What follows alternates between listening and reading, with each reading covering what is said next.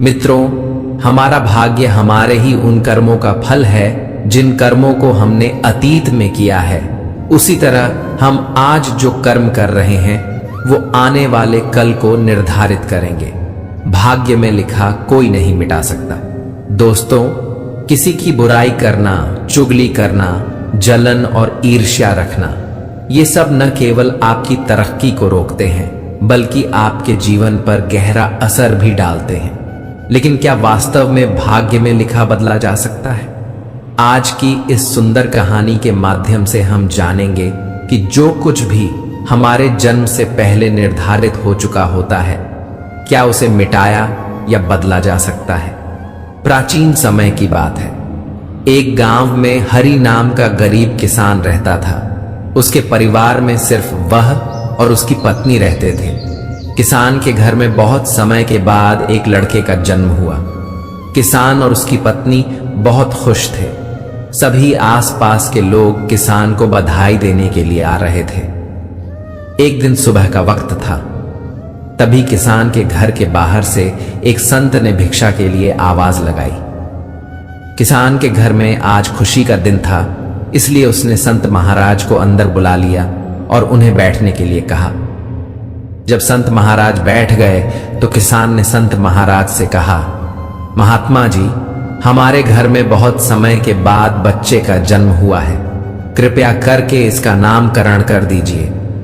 संत ने जैसे ही बच्चे को अपनी गोद में उठाया, तभी उसने देखा कि बच्चे की बाजू पर एक चिन्ह बना हुआ है जो राजयोग को दर्शाता है। संत बच्चे की बाजू पर चिन्ह देखकर हैरान रह गया। किसान ने जब संत को हैरान परेशान देखा तो उसने कहा, महात्मा जी, क्या बात है? आप इतना परेशान क्यों नजर आ रहे हैं? संत ने कहा, बेटा, मैं परेशान नहीं हूं, बल्कि मैं तो बहुत खुश हूं, क्योंकि तुम्हारा बेटा बहुत किस्मत वाला है। तुम्हारे बेटे की किस्मत में राजयोग लिखा है। किसान ने कहा, महात्मा जी, मैं आपकी बात समझा नहीं, आप क्या कहना चाहते हैं? संत ने कहा, बेटा, तुम्हारा पुत्र एक दिन राजा बनेगा। इसका विवाह 16 वर्ष की आयु में इस राज्य की राजकुमारी के साथ होगा और फिर यह इस नगर का राजा बन जाएगा। संत की बात सुनकर हरि बहुत खुश हुआ। जब गांव के लोगों को पता चला कि हरि का बेटा एक दिन इस नगर का राजा बनेगा, तो सभी लोग उसे देखने के लिए आने लगे। एक दिन की बात है, उस नगर का राजा हिरण का शिकार करते करते काफी दूर जंगल में निकल गया, लेकिन हिरण राजा के हाथ नहीं आया। राजा को हिरण का पीछा करते करते प्यास लग गई थी, लेकिन उसे आसपास कोई नदी या तालाब नहीं मिला जहां से वह पानी पी सके। राजा काफी समय से जंगल में इधर उधर घूम रहा था। राजा पानी की तलाश में भटकता हुआ उसी गांव में पहुंच गया जहां हरि रहता था। तभी राजा की नजर एक महात्मा पर पड़ी। राजा ने महात्मा से पानी मांगा। महात्मा ने राजा को रुकने के लिए कहा और अपनी कुटिया के अंदर से पानी लेने चले गए। महात्मा पानी लाकर राजा को दिया। राजा पानी पीने लगा। पानी पीने के बाद राजा ने देखा कि बहुत सारे लोग बाहर इकट्ठा होकर जा रहे थे। राजा ने महात्मा से उन लोगों के बारे में पूछा तो महात्मा ने कहा, यह सभी हरि के घर जा रहे हैं क्योंकि उसके घर में एक बहुत ही किस्मत वाला बच्चे का जन्म हुआ है और एक संत बाबा ने उसके बारे में भविष्यवाणी की है। राजा ने पूछा, बाबा, ऐसी कौन सी भविष्यवाणी की गई है जिसके कारण सभी लोग वहां जा रहे हैं? महात्मा ने कहा, संत ने बताया है कि जब हरि का बेटा 16 साल का होगा तो उसका विवाह इस राज्य के राजा की पुत्री के साथ होगा और उसका पुत्र इस राज्य का राजा बनेगा। महात्मा की बात सुनकर राजा को बहुत गुस्सा आया। उसने सोचा कि आखिर एक मामूली किसान का बेटा उसकी पुत्री के साथ विवाह कैसे कर सकता है। राजा ने महात्मा से कहा, महात्मा जी, मैं ही इस राज्य का राजा हूं और आप क्या सोचते हैं, एक मामूली किसान के बेटे के साथ मैं अपनी बेटी की शादी कर दूंगा? महात्मा ने कहा, राजन, जो इस बच्चे के भाग्य में लिखा है उसे कोई नहीं मिटा सकता। राजा को अपनी ताकत पर बहुत घमंड था। उसने कहा, महात्मा जी, मैं भगवान का लिखा हुआ मिटा कर दिखाऊंगा। महात्मा ने मुस्कुराते हुए कहा, राजन, मैं भी यही हूं और आप भी यही हैं, देखते हैं। राजा ने महात्मा को प्रणाम किया और वापस अपने राजमहल चला गया। रात को राजा को नींद नहीं आ रही थी।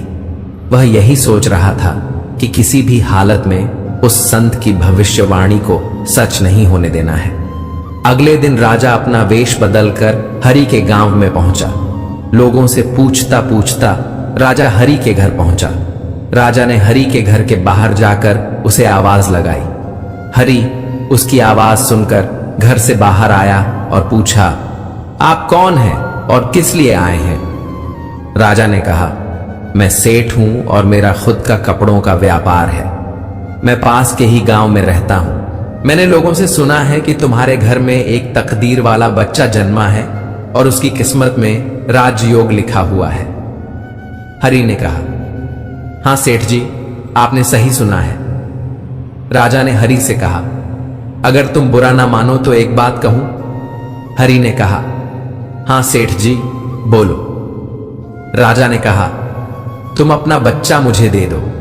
इसके बदले में मैं तुम्हें बहुत सारा धन दूंगा और तुम्हारे बच्चे का पालन पोषण भी करूंगा। हरि की पत्नी ने कहा, नहीं सेठ जी, मैं अपना बच्चा आपको नहीं दे सकती। राजा ने कहा, तुम एक मामूली किसान हो, तुम अपने बच्चे का पालन पोषण अच्छी तरह से कैसे कर सकोगे?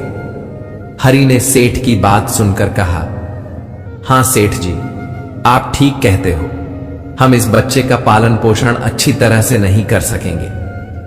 हरि की बात सुनकर उसकी पत्नी ने कहा, ठीक है सेठ जी, मैं आपको अपना बच्चा देने के लिए तैयार हूं, लेकिन जब यह 16 साल का हो जाएगा तब आप इसे मुझे वापस कर देंगे। राजा ने कहा, हां ठीक है, जब तुम्हारा बच्चा 16 वर्ष का हो जाएगा तो मैं इसे तुम्हें वापस कर दूंगा।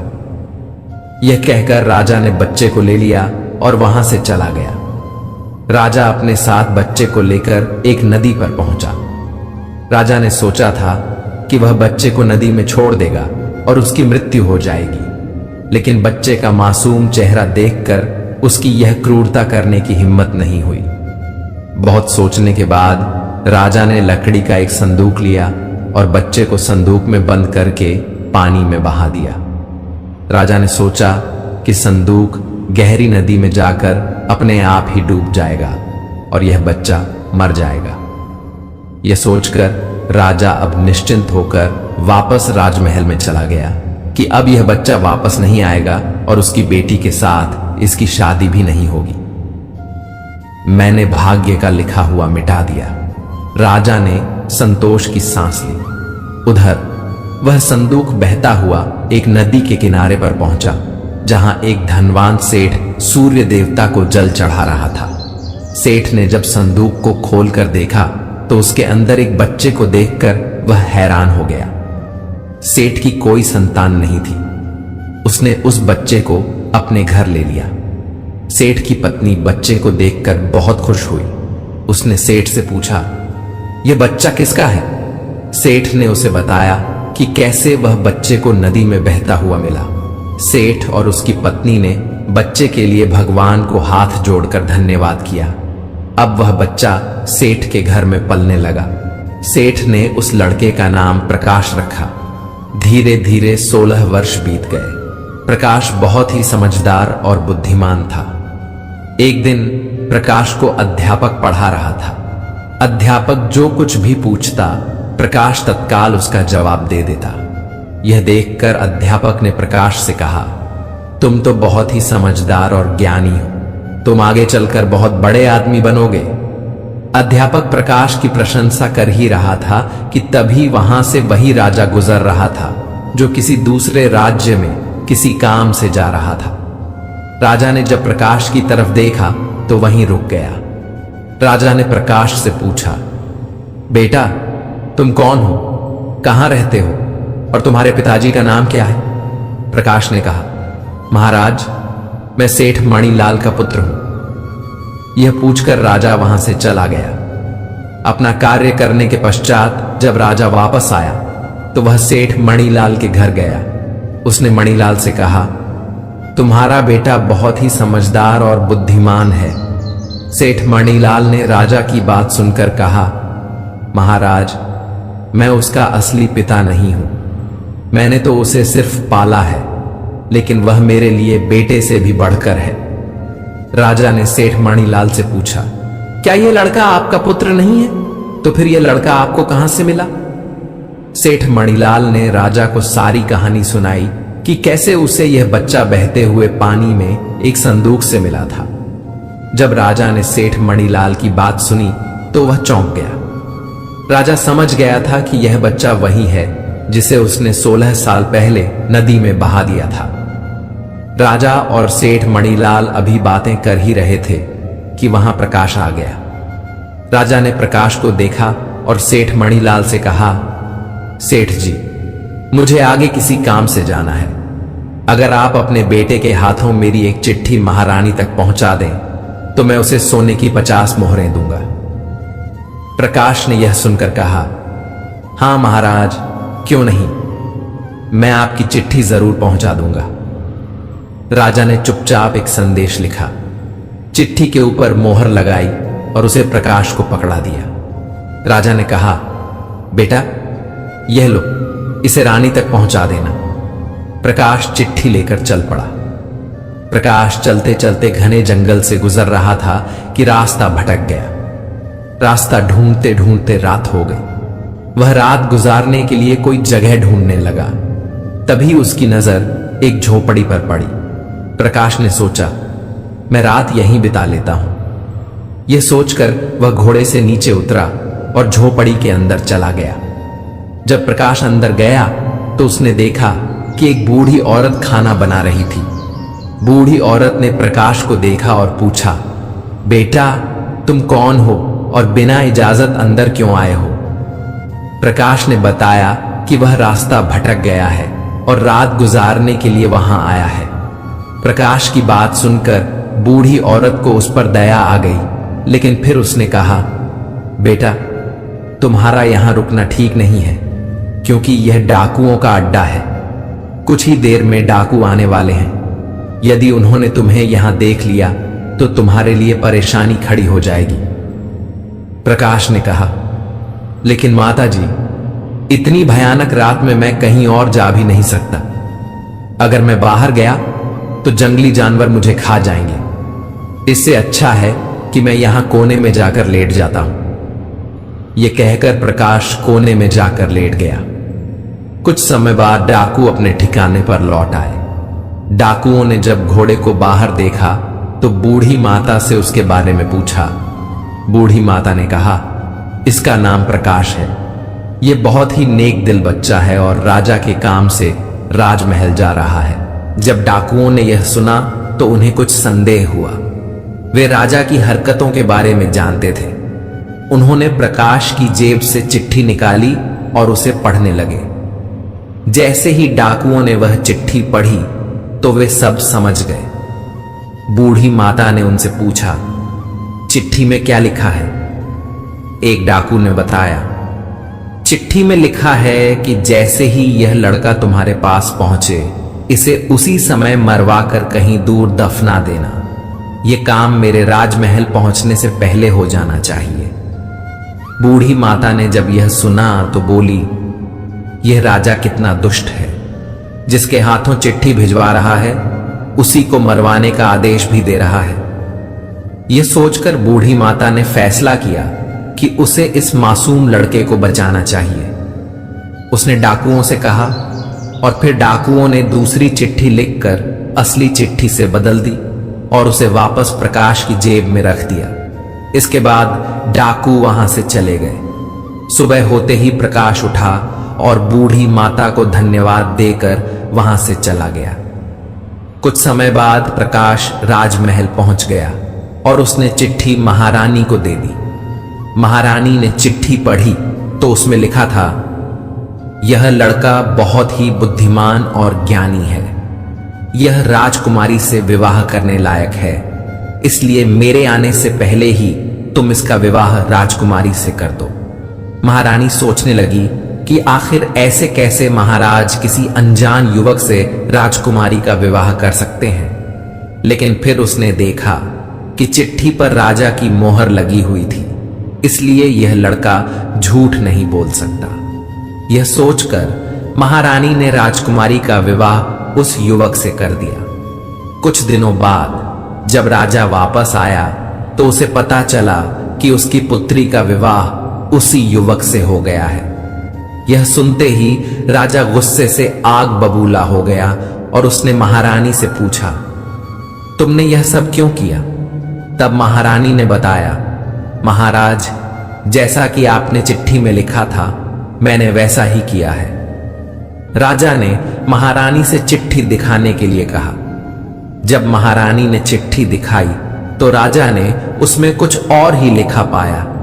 यह देखकर राजा ने गुस्से में सैनिकों को आदेश दिया, जाओ और प्रकाश को पकड़ कर लाओ। सैनिक तुरंत गए और प्रकाश को पकड़ कर ले आए। राजा ने गुस्से में प्रकाश से कहा, तुमने धोखे से मेरी पुत्री के साथ विवाह तो कर लिया, लेकिन मैं तुम्हें अपना दामाद स्वीकार नहीं करूंगा। प्रकाश ने राजा की बात सुनकर कहा, लेकिन महाराज, मैंने तो आपके साथ कोई धोखा नहीं किया है। राजा ने गुस्से में कहा, तुम मुझे भी बेवकूफ बनाना चाहते हो, लेकिन मैं तुम्हें अपना दामाद स्वीकार नहीं करूंगा। अभी दोनों की बात चल ही रही थी कि एक सैनिक ने आकर राजा से कहा, महाराज, बाहर एक महात्मा आए हैं, वह आपसे इसी समय मिलना चाहते हैं। राजा ने महात्मा को अंदर लाने का आदेश दिया। महात्मा जी अंदर आए तो राजा ने उठकर उन्हें प्रणाम किया और उनके आने का कारण पूछा। महात्मा ने कहा, राजन, लगता है तुमने मुझे पहचाना नहीं। राजा ने कहा, नहीं महाराज, मैंने आपको नहीं पहचाना।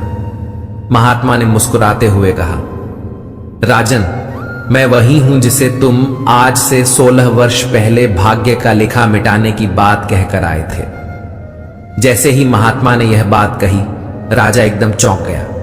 उसे सब कुछ याद आ गया। महात्मा ने मुस्कुराते हुए कहा, क्यों राजन, भाग्य का लिखा मिटा दिया? राजा ने आंखें नीची करके कहा, नहीं महात्मा जी, मैं भाग्य के हाथों हार गया। महात्मा ने कहा, राजन, भाग्य के हाथों कोई नहीं जीत सकता, इसलिए अब प्रकाश को अपना दामाद स्वीकार करो और अपना राजपाट उसे सौंप दो। राजा ने कहा, महात्मा जी, जैसा आपने कहा है वैसा ही होगा। राजा को समझाकर महात्मा जी वहां से चले गए। राजा ने प्रकाश से माफी मांगी और सारा राजपाट उसे सौंप दिया। इस कहानी से हमें यह समझ में आता है कि भाग्य में जो लिखा होता है वह अपने स्थान पर अटल होता है, लेकिन सही कर्म और सकारात्मक सोच के द्वारा हम अपने जीवन की परिस्थितियों को बेहतर बना सकते हैं। यदि हम बुरे विचारों, ईर्ष्या और नकारात्मकता से घिरे रहेंगे तो यह न केवल हमारी तरक्की को रोक देगा, बल्कि हमारे भाग्य पर भी प्रतिकूल प्रभाव डालेगा। इसलिए हमें अपने कर्मों को सुधारना चाहिए, दूसरों के प्रति सद्भाव रखना चाहिए और ईमानदारी से प्रयास करते रहना चाहिए।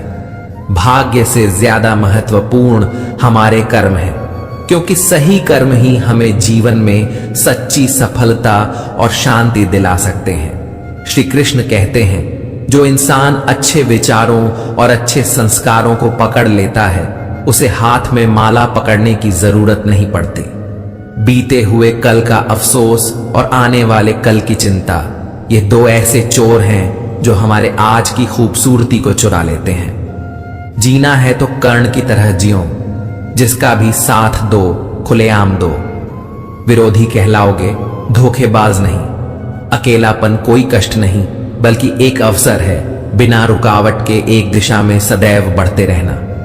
चमत्कार उन्हीं के साथ होता है जिनके मन में विश्वास होता है। दान करने से रुपया जाता है, लक्ष्मी नहीं। घड़ी बंद करने से घड़ी बंद होती है, समय नहीं। झूठ छुपाने से झूठ छुपता है, सच नहीं। यह 8 बातें हमेशा याद रखें। अकेले रहने से कभी न डरें। पिछली बातों को ज्यादा याद न करें। परिणामों के जल्दी आने की उम्मीद न करें। सारी दुनिया की जिम्मेदारी आप पर नहीं है, यह समझ लें। सभी को खुश रखने की कोशिश न करें। दूसरों को अपनी भावनाओं के साथ खिलवाड़ न करने दें। उन चीजों पर वक्त जाया न करें जो आपके नियंत्रण में नहीं है। सिर्फ अपने माँ बाप के सपनों के लिए मेहनत करें, दूसरों के सपनों के लिए नहीं। श्री कृष्ण कहते हैं, अगर मेहनत आदत बन जाए तो कामयाबी मुकद्दर बन जाती है। केवल मन ही किसी का मित्र या शत्रु होता है। बाद में पछताने से बेहतर है कि एक बार और जी जान लगाकर कोशिश कर ली जाए। अकेले चलना सीख लो। जरूरी नहीं कि जो आज तुम्हारे साथ है वह कल भी तुम्हारे साथ रहे। उम्मीद हमें कभी छोड़कर नहीं जाती, बस हम ही उसे छोड़ देते। मनुष्य हमेशा अपने भाग्य को कोसता है, यह जानते हुए कि भाग्य से ऊंचा उसका कर्म है और कर्म करना उसके हाथों में है। धरती पर जिस प्रकार मौसम में बदलाव आता है, उसी प्रकार जीवन में भी सुख दुख आता रहता है। कमजोर व्यक्ति से दुश्मनी ज्यादा खतरनाक होती है, क्योंकि वह उस समय हमला करता है जिसकी आप कल्पना भी नहीं कर सकते। हमें अपनी जिंदगी से जीतना सीखना चाहिए, क्योंकि हम एक दिन मौत से तो हार ही जाएंगे। जीवन में हमेशा इंतजार ही नहीं करना चाहिए, क्योंकि मेरे दोस्त सही वक्त कभी आता नहीं, उसे लाना पड़ता है। आपका कठिन समय ही आपको मजबूत बना देता है। कोई आपका साथ न दे तो निराश मत होना, क्योंकि परमात्मा से बढ़कर हमारा कोई नहीं होता। गर्मी के मौसम में पत्ते सूखने के बाद भी पंछी अपना घोंसला नहीं छोड़ते, क्योंकि वे जानते हैं कि फिर से बरसात आएगी और पेड़ पर नए पत्ते आएंगे। वैसे ही जीवन में थोड़ा सा दुख आने पर हमें हिम्मत नहीं हारनी चाहिए, क्योंकि दुख के बाद ही तो सुख आएगा। स्वार्थ तो मनुष्य के व्यवहार में शामिल है। बारिश रुक जाने के बाद छाता भी उसे बोझ लगने लगता है। उपवास हमेशा अन्न का ही क्यों? लोभ, लालच, चुगली, काम, क्रोध और गंदे विचारों का भी तो होना चाहिए। जिस डर से आत्मविश्वास की हानि होने लगे, उस डर का अंत करना आवश्यक हो जाता है। आपका खुश रहना ही आपके दुश्मनों की सबसे बड़ी सजा है। लोगों को वक्त देना सीखो, रिश्ता खुद मजबूत हो जाएगा। जहां आप कुछ नहीं कर सकते, वहां एक चीज जरूर कीजिए, कोशिश। कोई भी रिश्ता बनाना इतना आसान है जैसे मिट्टी पर मिट्टी लिखना, पर उसे निभाना उतना ही मुश्किल है जैसे पानी पर पानी लिखना। जब तालाब भरता है तब मछलियां चींटियों को खाती हैं, और जब तालाब खाली होता है तब चींटियां मछली को खाती हैं। मौका सबको मिलता है, बस अपनी बारी का इंतजार करो। अभिमान को आने मत दो और स्वाभिमान को जाने मत दो। भरोसे में सावधानी भी आवश्यक है, क्योंकि कभी कभी खुद के दांत ही जीभ को काट लेते हैं। अगर कोई इंसान अपना दर्द नहीं बताता, इसका मतलब यह नहीं कि उसकी जिंदगी में सब कुछ अच्छा है, बल्कि वह इंसान अंदर ही अंदर अपना दर्द छुपाकर जिंदगी जीना पसंद करता है, क्योंकि उसे पता है कि यहां कोई साथ नहीं देता। जो बीत गया सो बीत गया। यदि हमसे कोई गलत काम हो गया है तो उसकी चिंता न करते हुए वर्तमान को सुधार कर भविष्य को संवारना चाहिए। गलती करने से मत डरिए। अगर सफलता पाना चाहते हैं तो गलतियों को सफलता का हिस्सा समझिए। ऊपर उठना है तो गिरने का भय मिटाना होगा। आदतों को सफल बनाओ, आप खुद ब खुद सफल हो जाओगे। लक्ष्य प्राप्त करने के लिए बस एक मजबूत सोच की जरूरत होती है। कभी न गिरने में महानता नहीं, बल्कि महानता हर बार गिरकर उठ जाने में है। अगर आप हार नहीं मानते तो आपको कोई नहीं हरा सकता। अभिमान तुम्हें उठने नहीं देगा और स्वाभिमान तुम्हें कभी गिरने नहीं देगा। बदन है मिट्टी का, सांसें सारी उधार है। घमंड भी है तो किस बात का? यहां हम सब किराएदार हैं। जो कुछ भी हुआ है उसमें आपका कोई योगदान नहीं है, इसलिए आपकी सारी परेशानियां व्यर्थ हैं। कभी हार मत मानो। आज कठिन है, कल बदतर होगा, लेकिन कल के बाद का दिन बेहतरीन होगा। ईश्वर से कुछ मांगने पर न मिले तो नाराज मत होना, क्योंकि ईश्वर वह नहीं देता जो आपको अच्छा लगता है, बल्कि वह देता है जो आपके लिए अच्छा होता है। भगवान के भक्त होने का मतलब यह नहीं कि आप कभी गिरेंगे ही नहीं, पर जब आप गिरेंगे तो भगवान आपका हाथ स्वयं थाम लेंगे। ईश्वर ने 2 हाथ सिर्फ प्रार्थना करने के लिए नहीं, बल्कि प्रयत्न करने के लिए दिए हैं। सिर्फ हाथों को जोड़े रखने से कुछ नहीं होगा, हमें इनका उपयोग करके प्रयास करते रहना चाहिए। कामयाबी के दरवाजे उन्हीं के लिए खुलते हैं जो उन्हें खटखटाने की ताकत रखते हैं। हे भगवान, सुख देना तो बस इतना देना जिसमें अहंकार ना आए, और दुख देना तो बस इतना देना जिसमें आस्था ना टूटे। जीवन में कठिनाइयां हमें बर्बाद करने नहीं आती, बल्कि यह हमारे छुपे हुए सामर्थ्य और शक्तियों को बाहर निकालने में हमारी मदद करती है। कठिनाई को यह जान लेने दो कि आप उससे भी ज्यादा कठिन हो। जो आपका गुस्सा सहन करके भी आपका साथ दे, उससे ज्यादा प्यार आपको कोई और नहीं कर सकता। अपनी पीड़ा के लिए संसार को दोष मत दो, अपने मन को समझाओ। तुम्हारे मन का परिवर्तन ही तुम्हारे दुखों का अंत है। दिल साफ होगा तो हर गुनाह माफ होगा। हिसाब तुम्हारी कमाई का नहीं, तुम्हारे कर्मों का होगा। किसी से ज्यादा उम्मीद मत करना, क्योंकि जितना ज्यादा लगाव होता है उतना गहरा घाव होता है। जीवन जीने के लिए मौन आवश्यक है, परंतु बात जब मर्यादा की आती है तो शस्त्र उठाना अनिवार्य हो जाता है। वक्त अच्छे अच्छों को झुका देता है और वक्त सभी का आता है। मदद करने के लिए धनी होना जरूरी नहीं, सिर्फ मदद करने का इरादा होना चाहिए। नीयत अच्छी हो तो नसीब कभी बुरा नहीं होता। जब तक आप डरते रहेंगे तब तक आपकी जिंदगी के फैसले लोग ही लेते रहेंगे। आपकी हर कोशिश से कामयाबी मिले यह जरूरी नहीं, पर हर कामयाबी के पीछे एक कोशिश जरूर होती है। बहानों से आज आसान बनेगा और कल मुश्किल, और अनुशासन से आज मुश्किल बनेगा और कल आसान। ईश्वर सिर्फ दिशा दिखा सकते हैं, उस पर चलना हमारा काम है। अगर वास्तव में तुम चलना ही नहीं चाहते तो फिर तुम्हारा ईश्वर को दोष देना व्यर्थ है।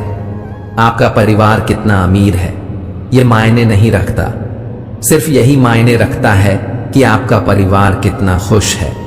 जीवन में किसी को प्रेम देना सबसे बड़ा उपहार है, और किसी का प्रेम पाना सबसे बड़ा सम्मान। अगर कोई व्यक्ति आपसे जलता है तो इसमें उसकी गलती है, आपकी नहीं। मित्रों, अगर आपको हमारा यह प्रयास पसंद आया हो तो हमारे चैनल प्रेरणा पुंज को सब्सक्राइब करें और वीडियो को लाइक करें। तो चलिए आगे बढ़ते हैं। बल्कि यह तो आपकी काबिलियत है जो उसे जलने पर मजबूर कर रही है। किसी ने क्या खूब कहा है, खुशियां आए जिंदगी में तो खा लेना मिठाई समझकर, और गम आए तो वह भी खा लेना दवाई समझकर। अच्छे इंसान में एक बुराई होती है कि वह सबको अच्छा समझ लेता है। एक बात तो सच है कि एक हंसते हुए चेहरे के पीछे बहुत सारे दर्द छुपे होते हैं। लोग आपके साथ तब तक अच्छे रहते हैं जब तक उनका मतलब पूरा नहीं होता। तलवारों के जख्म तो फिर भी मिट जाते हैं, लेकिन बातों के जख्म हमेशा याद रहते हैं। झूठी कस्मों से इंसान कभी नहीं मरता, पर भरोसा जरूर मर जाता है। हौसले भी किसी हकीम से कम नहीं होते, हर तकलीफ में ताकत की दवा देते हैं। संभाल कर रखी हुई चीज और ध्यान से सुनी हुई बात कभी ना कभी काम आ ही जाती है। जीवन में परिवार का होना जरूरी है, क्योंकि सुख हो तो बढ़ जाता है और दुख हो तो आपस में बंट जाता है। अगर जीवन में कुछ बनना है तो कमल के फूल की तरह बनो, जो अपनी खूबसूरती से पूरे तालाब की सुंदरता बढ़ा देता है। संसार जरूरत के नियम पर चलता है। सर्दियों में जिस सूरज का इंतजार होता है उसी सूरज का गर्मियों में तिरस्कार भी होता है। अतः आपकी कीमत तब होगी जब आपकी जरूरत होगी। अज्ञानी व्यक्ति स्वयं के लाभ के लिए कार्य करते हैं, जबकि बुद्धिमान व्यक्ति विश्व के कल्याण के लिए कार्य करते हैं। जो व्यक्ति अपनी गलतियों के लिए स्वयं लड़ता है उसे कोई भी हरा नहीं सकता। हर व्यक्ति के जीवन में कुछ कमी जरूर रह जाती है ताकि वह यह समझ सके कि दुनिया मनुष्य नहीं, ईश्वर चलाता है। जब हम कोई भी कार्य भगवान की याद में रहकर करते हैं तो उसमें भगवान की शक्तियां हमारी मदद करती हैं और हमारी सफलता निश्चित हो जाती है। एक बात याद रखना, कोई आपके हाथ से तो छीन सकता है लेकिन आपके नसीब से नहीं। सुख और दुख में कोई ज्यादा भेद नहीं है। जिसे मन स्वीकार करे वह सुख है और जिसे मन अस्वीकार करे वह दुख। सारा खेल हमारी स्वीकृति और अस्वीकृति का ही है। खूबसूरती को कभी किसी चेहरे में मत ढूंढना, खूबसूरती को हमेशा लोगों के दिलों में ढूंढना। मेहनत वह कुंजी है जो सफलता के द्वार खोलती है। छोटी छोटी आदतें ही हमारे जीवन में बदलाव लाती हैं। अच्छे के साथ अच्छा बने लेकिन बुरे के साथ बुरा नहीं, क्योंकि हीरे को हीरे से तो तराशा जा सकता है पर कीचड़ से कीचड़ साफ नहीं हो सकता। अगर दिशा दिखाने वाला सही हो तो दीपक का प्रकाश भी सूर्य का कार्य करता है। ईश्वर के प्रेम में जो रोने का आनंद है वह संसार की माया में हंसने का भी नहीं। लोग आपको जरा सी बात पर छोड़ देते हैं और श्री कृष्ण जरा सी प्रार्थना से आपका हाथ थाम लेते हैं। घमंड बता देता है कि पैसा कितना है, बोली बता देती है कि इंसान कैसा है और संस्कार बता देते हैं कि परिवार कैसा है। अच्छा इंसान मतलबी नहीं होता, बस वह दूर हो जाता है उन लोगों से जिन्हें उसकी कदर नहीं होती।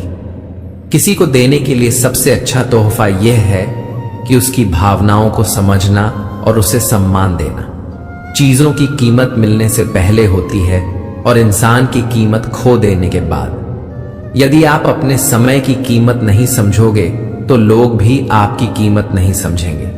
जो हुआ उसे भूल कर नई शुरुआत करो और याद रखो, जिसका कोई नहीं होता उसका भगवान होता है।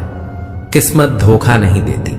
धोखा तो वह लोग देते हैं जिन पर हम खुद से ज्यादा यकीन करते हैं। जिम्मेदारियों की यह एक अलग खूबी है कि वह आपको कभी बिगड़ने नहीं देती, मरने नहीं देती। यह जिंदगी जब तक जीना न सिखा दे, यहां कोई किसी का नहीं। सबको मतलब की बीमारी है। लोगों को इससे मतलब नहीं कि आप क्या कर रहे हैं। लोगों की भीड़ तो तब जमा हो जाती है जब आप उस काम में कामयाब हो जाते हो। दुनिया को अक्सर वे लोग बदल देते हैं जिन्हें दुनिया कुछ करने के लायक नहीं समझती। आप किसी के लिए अपना वजूद क्यों न दांव पर लगा दो, पर वह तब तक आपका है जब तक आप उसके काम के हो। जिस दिन आप उसके काम के नहीं रहोगे या कोई गलती कर दोगे, उस दिन वह सारी अच्छाइयां भूलकर आपको आपकी औकात दिखा देगा। आजकल लोग दिल से दी हुई इज्जत से खुश नहीं होते और दिखावे की चापलूसी करने वालों से गर्व महसूस करते हैं। अकेले चलने वाले लोग घमंडी नहीं होते। दरअसल वे अकेले ही हर काम में काफी होते हैं। जिस इंसान को भगवान पसंद करते हैं और जिसे वे अपना खास बनाना चाहते हैं, उन्हें वे हमेशा असफल रखते हैं, हमेशा उनकी जिंदगी में मुसीबतें डालते हैं। अगर जीवन में कुछ पाना है तो अपने तरीके बदलिए, इरादे नहीं।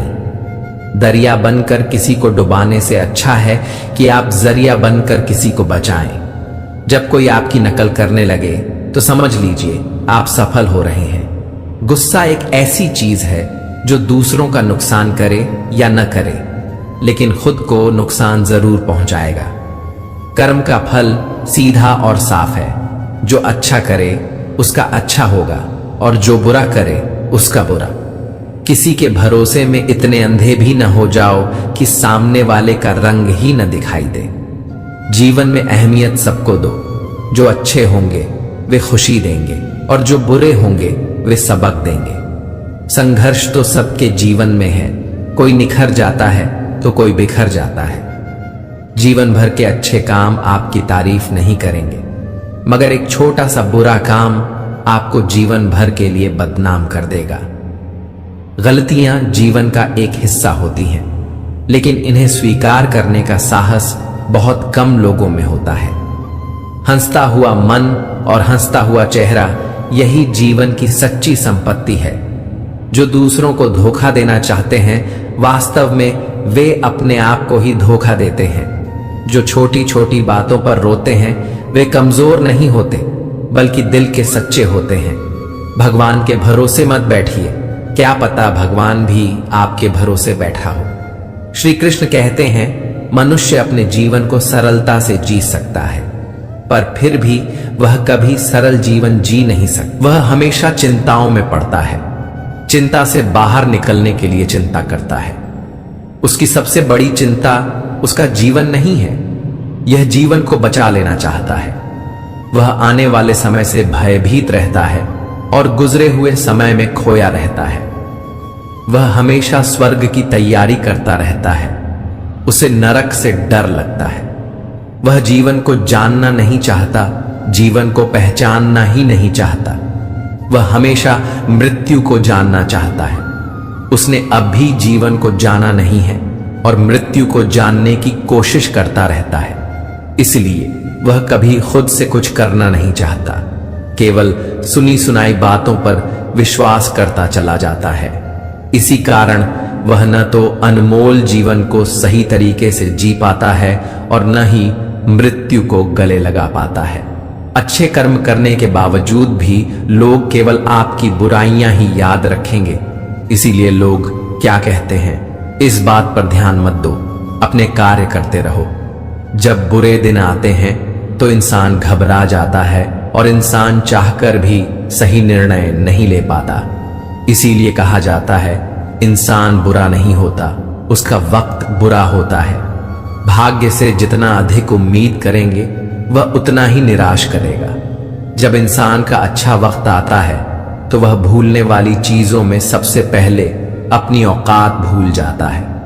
कोई अगर आपकी किस्मत में होगा तो वह आपके पास खुद ही चलकर आएगा। पैसा सिर्फ जीवन शैली बदल सकता है, दिमाग, नियत और किस्मत नहीं। मनुष्य को इस संसार में जो भी मिला है उसमें उसे खुश रहना चाहिए, जो नहीं मिला उसके लिए दुख नहीं मनाना चाहिए। श्री कृष्ण कहते हैं, हर चीज की शुरुआत मुझसे होती है और खत्म भी मुझ पर आकर ही होती है।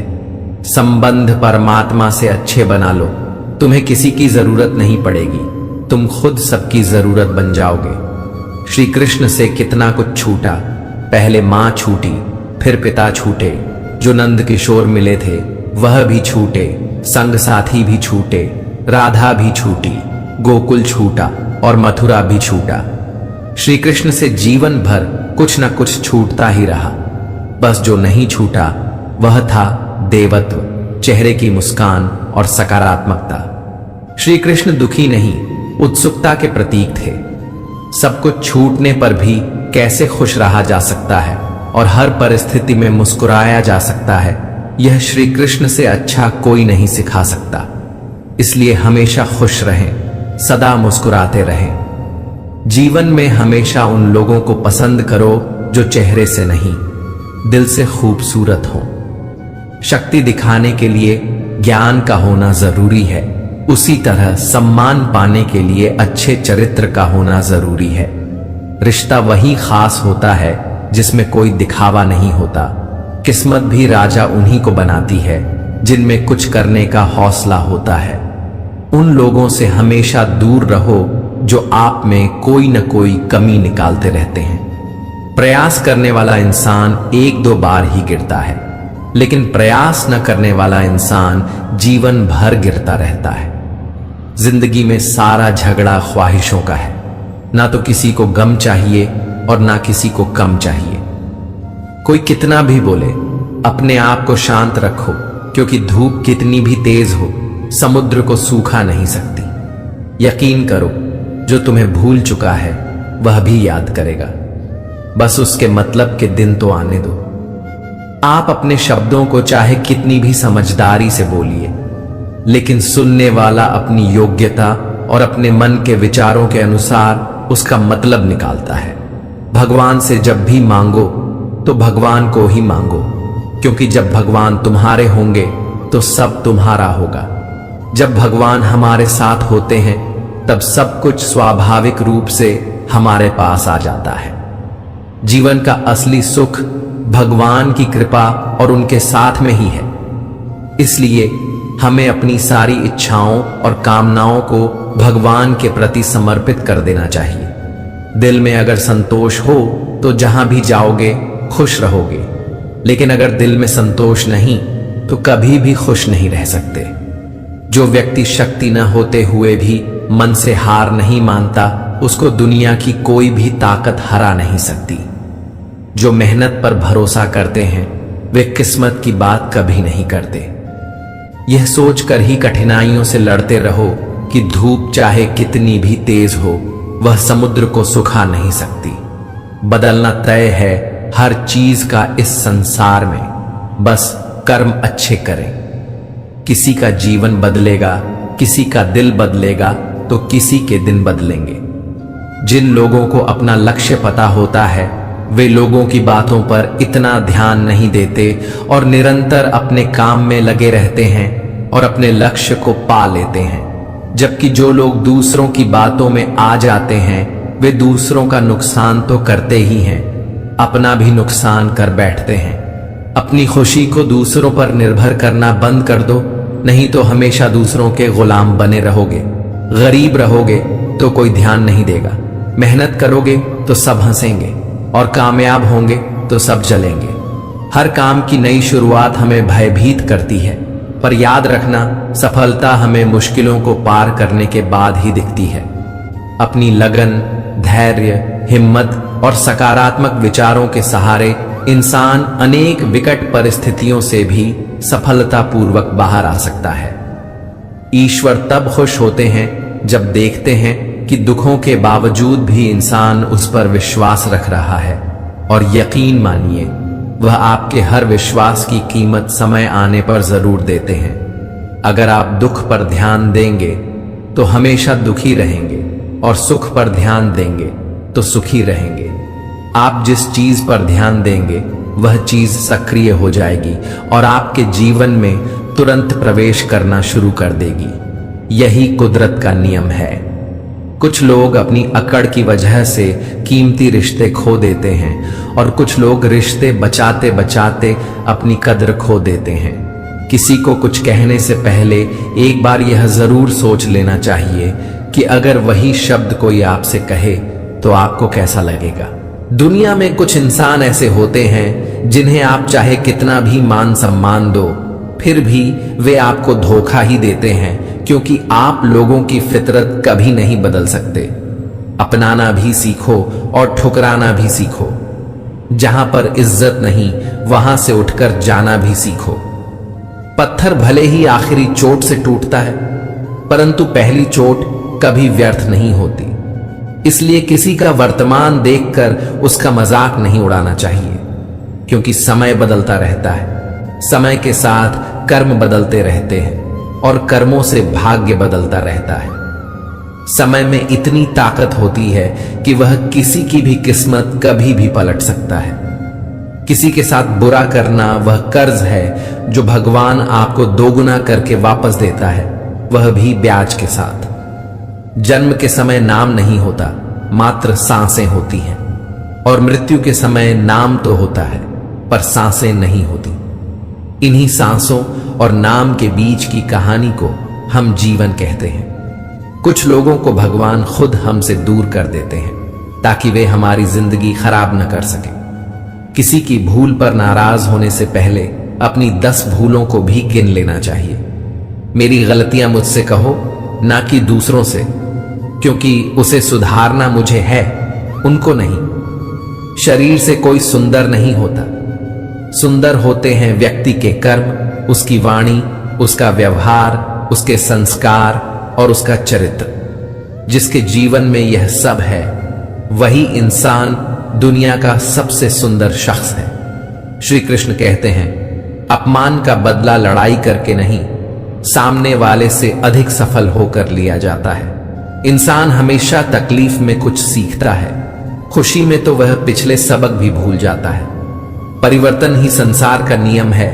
एक पल में यहां आप राजा से रंक बन सकते हैं या रंक से राजा। ऊंचा उठना हो तो अपने अंदर के अहंकार को निकालकर स्वयं को हल्का कर लीजिए, क्योंकि ऊंचा वही उठता है जो हल्का होता है। जो लोग दूसरों के चेहरे पर मुस्कुराहट देखना चाहते हैं, ऊपर वाला उनकी मुस्कुराहट कभी नहीं छीनता। जो धोखा खाने और दुख मिलने के बाद भी गलत रास्तों पर नहीं जाता और ईमानदारी से अपना कार्य करता है, ऐसा इंसान ईश्वर को सबसे प्रिय होता है और अंत में ऐसे इंसान की जीत निश्चित हो जाती है। जिंदगी में दो चीजों का कभी घमंड मत करना, एक पैसा और दूसरी सूरत, क्योंकि गरीबी आते देर नहीं लगती और चेहरा किसी हादसे में बदलते जरा भी वक्त नहीं लगता। मांगना नहीं, कमाना सीखो, फिर चाहे इज्जत हो या दौलत। आगे बढ़ने वाला व्यक्ति कभी भी किसी को बाधा नहीं पहुंचाता और दूसरों को बाधा पहुंचाने वाला व्यक्ति कभी आगे नहीं बढ़ सकता। सलाह देने तो हजारों आते हैं, लेकिन जब साथ देने की बारी आती है तो केवल भगवान आते हैं। दुआएं मांगने से किसका भला होता है? मिलता तो वही है जो हमने बोया होता है। परेशानी आए तो ईमानदार रहें, धन आए तो सरल रहें, अधिकार मिले तो विनम्र रहें और क्रोध आने पर शांत रहें। यही जीवन का प्रबंधन कहलाता है। जिस तरह थोड़ी सी औषधि भयंकर रोगों को शांत कर देती है, उसी तरह ईश्वर की थोड़ी सी याद बहुत से कष्ट और दुखों का नाश कर देती है। जिंदगी की रेस में जो लोग आपको दौड़कर नहीं हरा पाते, वही लोग आपको तोड़कर हराने की कोशिश करते हैं। जिसका मन सच्चा और कर्म अच्छा है, वही भगवान का सच्चा भक्त है और ऐसे लोगों पर ईश्वर की कृपा हमेशा बनी रहती है।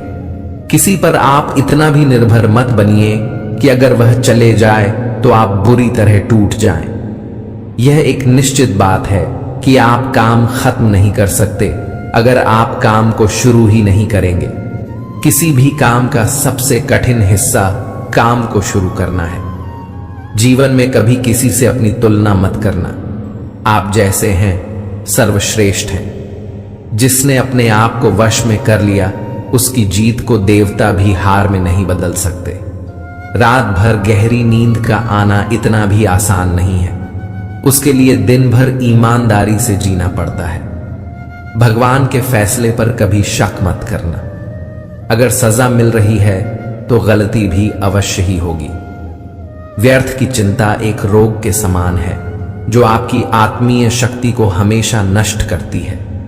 जिंदगी में खुश रहना चाहते हो तो सबसे पहले उन्हें भूल जाओ जो आपको भूल गए। तुम नीचे गिर के देखो, कोई नहीं आएगा उठाने।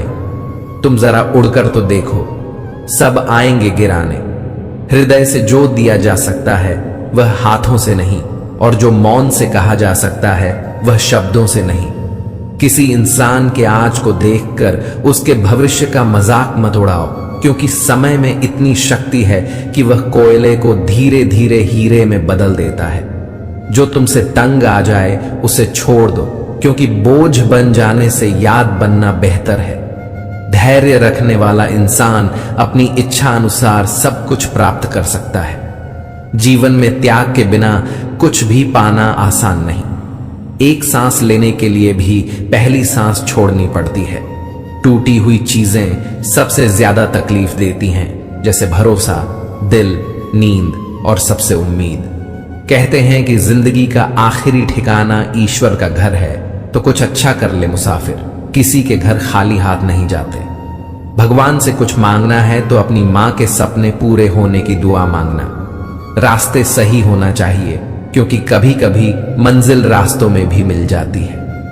प्रभु के सामने जो झुकता है वह सबको अच्छा लगता है, लेकिन जो सबके सामने झुकता है वह प्रभु को भी अच्छा लगता है।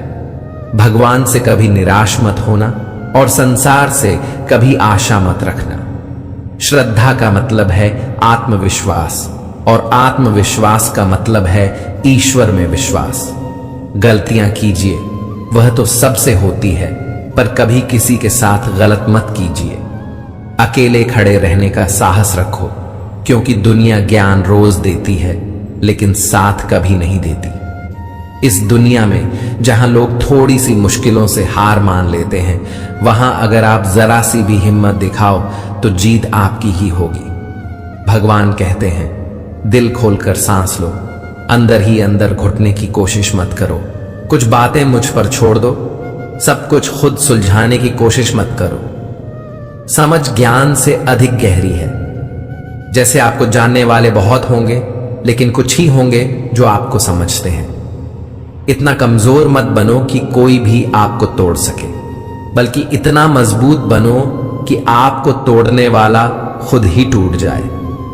हमारी उदासी हर कोई नहीं समझ सकता, क्योंकि हम किसी से मिलते हैं तो पहले ही मुस्कुरा देते हैं। जब इंसान बिना चाबी के कोई ताला नहीं बनाता, तो फिर भगवान ऐसी समस्या का निर्माण क्यों करेंगे जिसका कोई हल ही ना हो। सच्ची बात बोलने वाला और सही राह पर चलने वाला इंसान हमेशा दुनिया को कड़वा लगता है। हिसाब रखा करो।